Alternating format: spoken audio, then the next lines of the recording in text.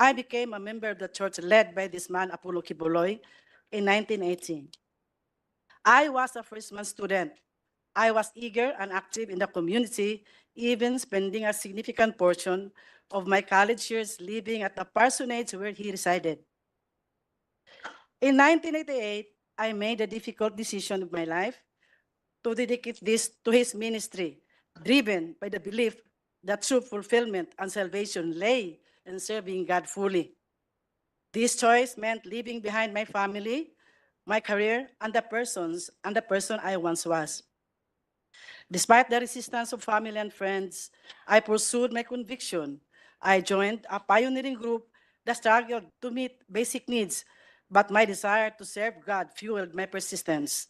Over time, I gained his trust and became a respected worker within the ministry.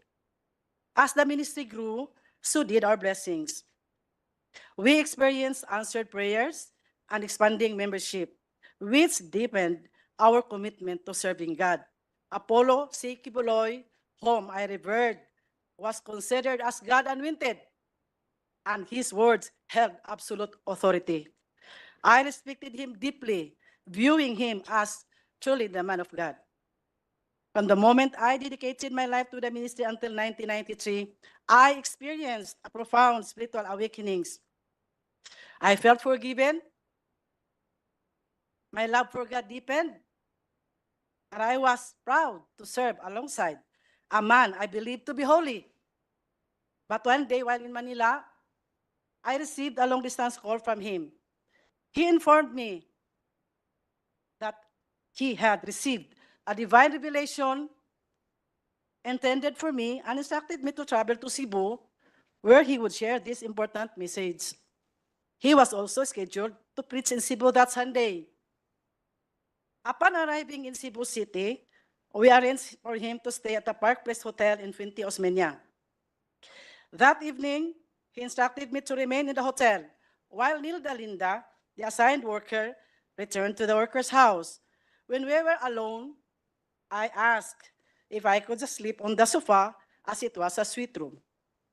Instead, he insisted that I would sleep beside him and even said in Bisaya, compatible gyud taging kay parehas man og color ang atong suot. Translated, we are compatible because our outfits were of the same colors. I was wearing red pajamas with white dots, while he was dressed in a red t-shirt and white white pants coincidentally. His words made me feel uneasy and quite nervous, and I saw a different personality in him. But I was quick to dismiss that unusual feeling. And because I had previously witnessed Ingrid Canada or ICC, Teresita Dandan, TTD, and Velina Salinas slept in his room alternately, it led me to believe that it was just normal and harmless. Moreover, we had been conditioned to suppress any negative thoughts about him. We were warned that any suspicion on him would reflect our own personality, using the words found in 1 Timothy chapter 1, verse 15, I quote, "To the pure, all things are pure. But to those who are corrupted and do not believe, nothing is pure. In fact, both their minds and consciences are corrupted," unquote. And in those days, absolute obedience was a must. We needed to have an unquestioned loyalty and reverence toward him. Sleeping beside a man I believed to be chosen by God was for me then a great privilege, an opportunity for a sinner like me. But what followed shattered my sense of faith and trust. Without a word, after turning off the light, he embraced me, undressed me, and violated me with his lustful act, and left me in shock and speechless. He then said, "This is the fulfillment of God's revelation." He explained that God had revealed to him that I was to partake in God's life through him by surrendering my body, soul, and spirit. He also mentioned that other girls would go through him in a similar manner. His words were strange, but I was too shocked to respond. The following day after that Sunday worship service, Apollo C. Quiboloy left for Manila, while I was left to carry on with my duties, including organizing carolers for our annual fundraising. Confusion consumed me. I felt betrayed by my faith, by him, and even perhaps by myself. I began questioning whether what had happened was indeed God's will or simply a gross abuse of power. When I returned to Manila, I was once again instructed to sleep in his room. Fear gripped me, but defying the anointing of God was unthinkable. We had been taught that such disobedience would invite a curse. The next morning, he asked if I understood God's revelation. I remained silent, unable to process what had happened. He then referenced me to Philippians chapter 2, verses 6 to 12, explaining that just as Jesus humbled himself and obeyed God, even to the point of death, so he too must obey God's will by partaking in carnal things. He claimed this was necessary for him to understand the human experience and to fully empathize with others. He even told me that he had also been reluctant to accept God's revelation, but as God's chosen one, he had no choice but to act on it. I was more confused with his explanation, but I could not complain. I wanted to go out from the ministry, but I lacked courage. I did not know where to ask help. I had cut all the bridges behind my life, and I could hardly go back because it would mean starting all over again. My family was poor, and I had no connections. My option was to stay because I was still bothered with what if it was indeed God's will? December of the same year was an escape for me. Caroling as one of our sources of funds, and which had been participated in by every member of the ministry all over the country, became my excuse of staying away from the worker's house in Manila where he stayed. In January 1994, I was in his room with Ingrid Canada, the international coordinator of the church, Teresita, the national administrator for the church in the Philippines, and Felina Salinas, his personal assistant. During that, Miss Teresita, before you continue po, yung nabanggit nyo ng 2 beses, Ingrid Canada, nandito po ba siya sa harapan ninyo? yes, patabi po siya ni Mr. Quiboloy. Sila po, yung nagtaas ng kamay. All right, salamat po. Please proceed, Miss Teresita. During that meeting, he informed the girls that I would be included in the inner circle.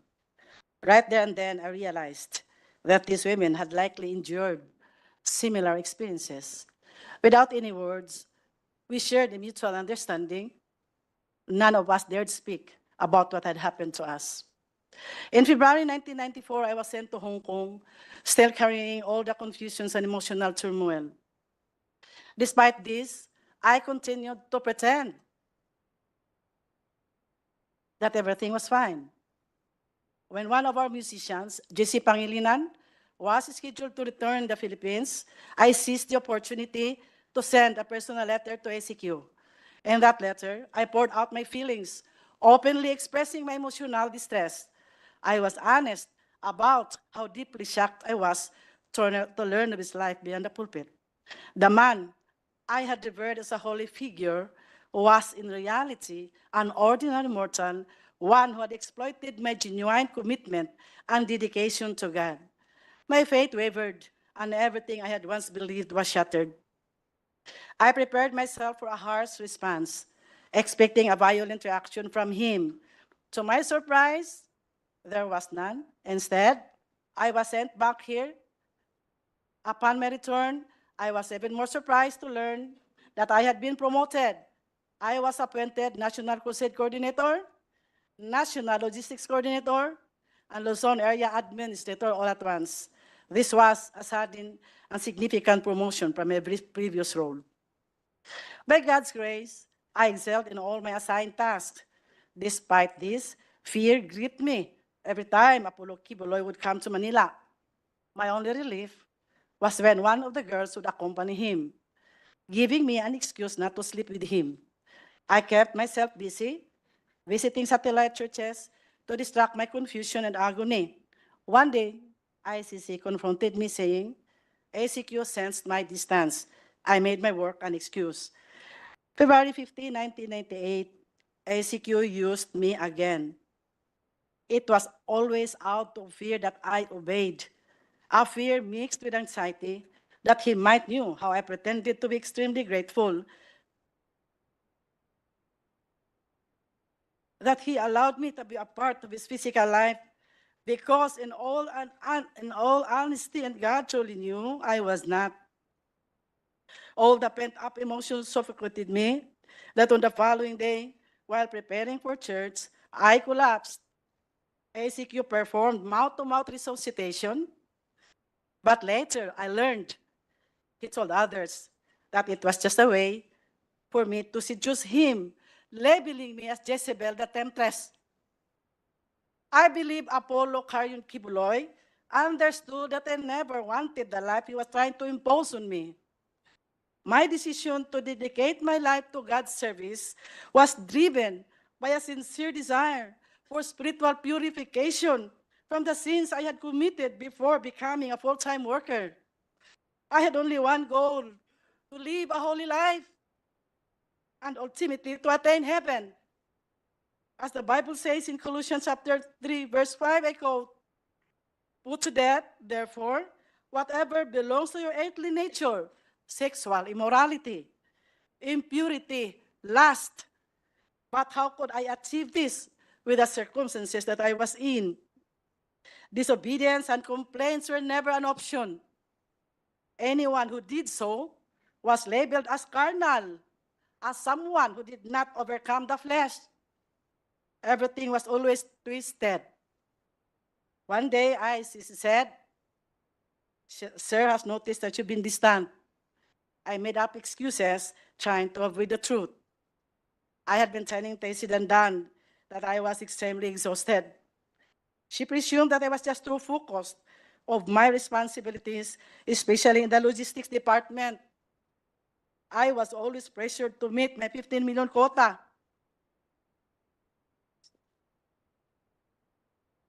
Every December on caroling season, if ever the sense that there was really something wrong with my belief, I was instructed to prepare my documents for my USA visa, and I believe realization came later when I already left from his group that it was also to distance me from the workers and members here that I might be able to tell his dark secret. I never wanted to go to America because inside of me were unresolved spiritual issues, confused mind that bothered me always, always. But my visa was approved. I didn't know that I was to lead and plan for the fundraising to be done in America, and we would employ the same strategy of our money making here in the country. In America, I witnessed the double standard life. What we prohibited in the Philippines, we did them there. We lived in luxury. We toured around. We dined in fine and expensive restaurants. We watched movies. Sky's the limit when they went shopping. I decided to stay in the apartment where the minister and his family lived. Despite the insistence of ICC to stay with them, I refused. I made a lot of excuses. Sapagkat, hindi ko po natin na kaming nasa Amerika ay masyadong nagpakasasa sa paggasta sa pera na masyadong pinaghirapan ng mga kapatiran at ng mga full-time workers. Bilang namuno po sa crusades, evangelism at logistics departments, saksi po ako kung paano nagsakripisyo ang bawat isa para lang makapagbigay sa iba't ibang pangangailangan sa simbahan. Nakita ko na kahit pambili ng bigas ng membro, kailangan sakripisyo pa para lang maibigay sa simbahan, kahit gugutumin pa ang mga pamilya. Nasaksihan ko po na kahit last centavo para pamasahe, kailangang ibigay pa rin. Bahala nang maglakad papuntang simbahan ang mga mahihirap na membro. Hindi kinaya ng aking konsensya ang double standard life. Maraming workers ang napalo dahil sa panunood na ng sine, pero kami sa Amerika, halos linggo-linggo nanood ng sine, bawal sa amin ito dati. Naghirap ang maraming workers at members sa pagkaruling at pagsulisit sa bawat tao sa lahat ng dako dito sa ating bansa. May namatay, may na-aksidente, may nakulong, may mga na-rape pa na hindi na na-report. Dahil baka hindi paniwalaan at baka makapag-fasting pa dahil may kasalanan na itinago, kaya napahintulutang nangyari. Lahat may kota, di ba? Napakasakit po sa damdamin ko dahil ako po ang namuno sa mga fundraisings. After December season, ang mga members kailangang magtinda ng mga kakanin para maibigay sa mga pledges for Alay kay Kristo, building funds, love offerings, television pledges, tithes, and others. And when they could not provide for their own foods, they would just resort to fasting. Meron din pa akong quota, 10 to 15 million pesos to raise in the month of December alone. I organized the carolers nationwide to meet my quota. We recruited and trafficked our young people from Mindanao and Visayas to carol in the provinces of Luzon and in the national capital region cities. Marami pong estudyante na Nobyembre pa lang kailangan nang mag-absent sa paralan at ang iba hindi na nakabalik sa pag-aaral dahil inuna ang simbahan, inuna ang pagkaroling, inuna ang paghanap ng pera. But nobody questioned where our income was spent. Sa mga buwan ng Pebrero hanggang Oktubre, ang ibang workers na nasa logistics department, kailangan mag-solicit na naman throughout the country using the permits of the different associations. Pag-asa ng buhay, Children's Way Foundation, tulong sa may kapansanan, handog ng pagmamahal, pagdamay sa dukha, Shivers for Christ. The supposed income na dapat ibigay sa mga beneficiaries, sa mga nasabing associations, hindi naman talaga truthfully and honestly na ibigay. Only a little portion of the income was shared to the beneficiaries. Ang ibang workers naman, walang hinto sa pagtinda rin ng mga kakanin na may quota of 500 to 1,000 pesos a day, Monday to Saturday. Ito ang buhay ng mga workers na nasa logistics department. In America, they began to notice my indifference. ICC called my attention, stating there were reports from my assistant in the logistics department in Manila that I had secretly sent money to my family. Then, she informed me that ministers wrote letters to ACQ and reported that I tempted and fornicated with them during my visits to their satellite churches. I was so shocked to learn of the sudden accusations. I also wrote a letter and enumerated the real circumstances of my life with all the ministers I came in contact with in relation to our aggressive fundraising, being the National Logistics Coordinator. However, that was not enough. I was then forced to write a long letter of confession, making it appear that I was a sinner who committed all kinds of sins, including those I had committed before joining the ministry. I complied, believing that through this written confession, I would be totally forgiven from my old sins and burdens and be completely sanctified.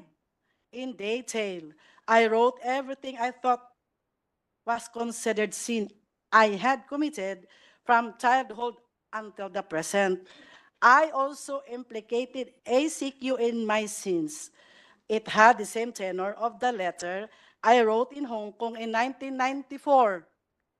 And this time, he was furious. Then ICC instructed me to revise my letter. I was told not to implicate ACQ and to state that I was the sole sinner and I was filthy. Upon realizing how angry ACQ was, I revised my letter out of fear and stated that I had sinned because I truly was filthy. In detail, I imagined sins. Ms. Teresita, yung paulit-ulit yung binabanggit na ICC, sino po yun? Ingrid Chavez Canada. Sila pa rin po. All right. Please proceed. In detail, I imagined sins and I made it appear that I had committed them all. That was how stupid I was to obey and exaggerate my story. Just to appease the anger of our leader, Apollo C. Quiboloy, not knowing it would become my death sentence later.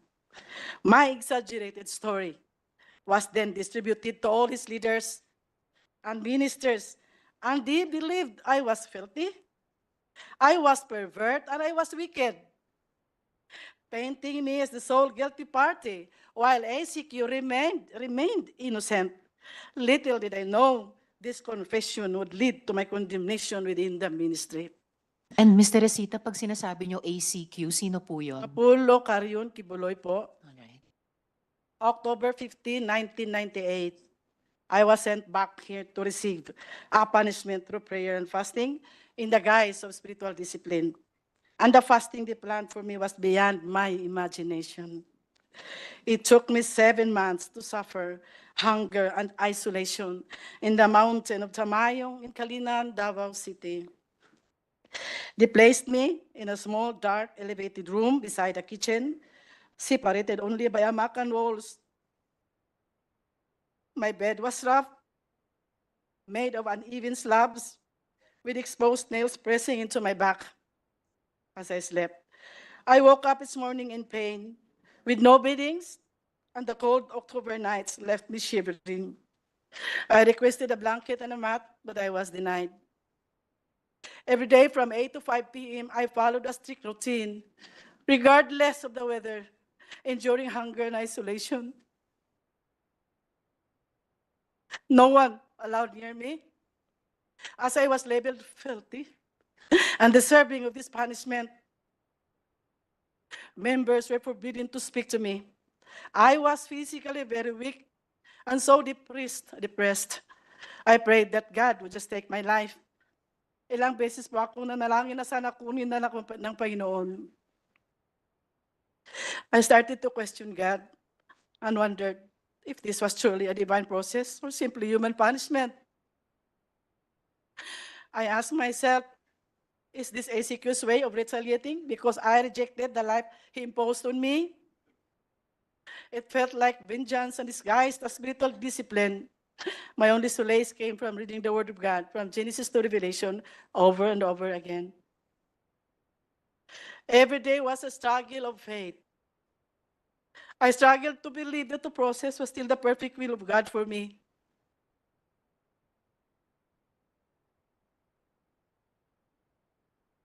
I struggled to believe that I really was a sinner and that I was recuperating from my spiritual disease for the lack of faith. That was to justify my present pains and to at least lighten my burden of loneliness. On January 8, 1999, I gave ACQ a resignation letter and I requested for a fare so that I can travel back to my home in my province. He did not approve my resignation letter. I pleaded to Ingrid, and like a child, I cried for help. But she remained untouched, telling me that it was a divine process. After that conversation, misery doubled. I had no money, and I was still physically weak, so there was no way for me to go out from the compound of the prayer mountain. Waiting for the restoration was the only alternative at the moment. If not for the comforting words of God, surely I would be totally gone out of my mind. They continually accused me of sins they alone knew, unimagined, that would always lead me into fasting. It eventually hardened my heart because I started to realize that the purpose of doing it was to totally break me down and to even slowly kill me.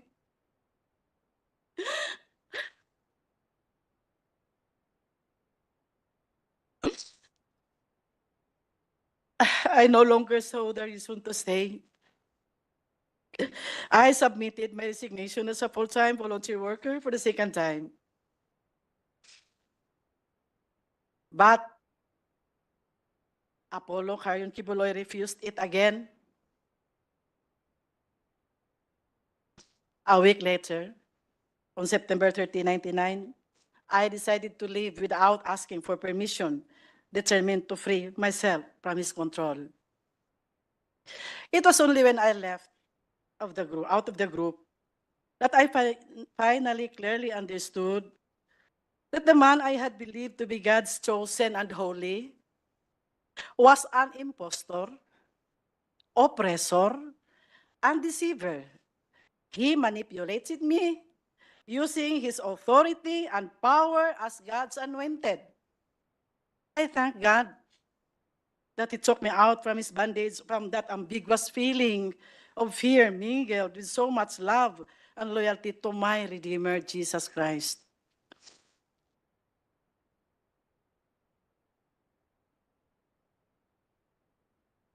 But he was not finished with me and did not stop terrorizing me. Alex Camia, his personal bodyguard, a full-time worker, once known to be a champion in gun shooting before he joined the group of ACQ, together with his team, kept coming to my place to harass me, serving a fake warrant of arrest to a minister who stayed in my house. This minister settled in my place after he was gunned down in Davao City but survived. The team of Alice Camia was apprehended, and when investigated, they had several firearms in the car, several plate numbers, and there was also a red plate. The registered owner of the car was Apollo C. Quiboloy. Because of their failure to serve the warrant of arrest, they blamed me for hiding the minister and filed cases against me of obstructing justice and grave misconduct and an act unbecoming of a public official. After that incident, I heard that Alex Camia was the suspect of the murder of an ex-worker who was shot down inside his home, and this ex-worker did not survive. I was scared to death when I heard this news. My option was to remain silent because killing could have actually happened when Camia and his group came to my place. There was also an ex-worker, Elsa Bolivar, who was a senior citizen, a woman shot dead while she was in her garden in Tagum City. I was so hysterical when pictures of her bullet-ridden body were sent to me because she had just visited me in my place before it happened. Fear consumed me, and I remained silent. 3 years ago, nagkausap po kami ni Alex Camia. Humingi po siya ng kapatawaran at nagsabi na siya ay nautusan lang po na kailangan din akong iligpit. Pinaniwala po siya na ako ay may malaking kasalanan at ako ay napakasamang babae. Nang tinanong ko kung ano ang aking kasalanan, sinabihan daw siya na tinukso ko raw si Apollo Quiboloy. Nakiapi daw ako sa mga ministro. Narinig naman po ninyo yung sa video. Nakipagtalik daw ako mismo doon sa workers' house at nagnakaw daw ako ng 3 million pesos. He even said in Bisaya, di ba nagtugot man ang Ginoo pagpatay sa dautan? Doesn't God permit the killing of the wicked? Doon ko lang naintindihan na kailangang i-declare ni Apollo Quiboloy sa lahat ng mga workers at members na ako'y makasalanan at napakasamang babae para magiging makatwiran ang lahat ng parusa na binigay sa akin at magiging makatwiran din kung bakit ako kailangang patayin. Apollo Quiboloy called me Jezebel, the temptress, using his pulpit to broadcast how filthy